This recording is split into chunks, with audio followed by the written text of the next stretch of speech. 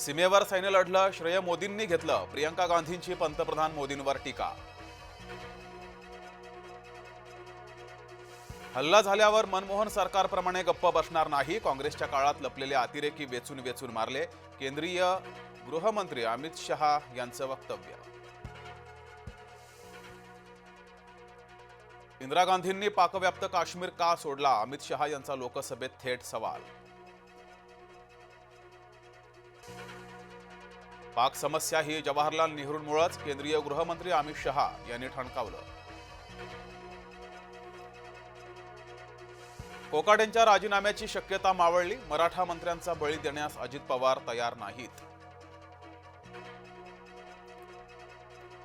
लाडकी बहीण योजनेमध्ये भ्रष्टाचार, खासदार सुळे यांचा पत्रकार परिषदेत दावा.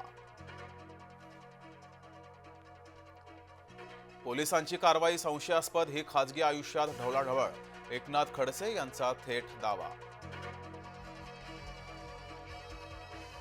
अतिरेकी मारून मेहरबानी केली का? माजी खासदार राजन विचार यांचे संतापजनक विधान.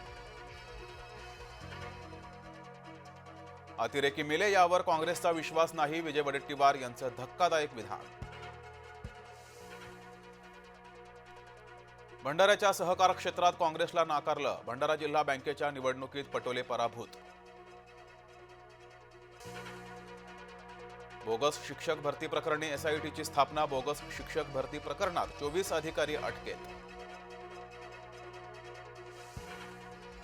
जीर्ण झालेल्या इमारतींमधील 935 जणांना म्हाडाकडून नोटिसा बेकायदा असल्याचा न्यायालयाचा निर्वाळा.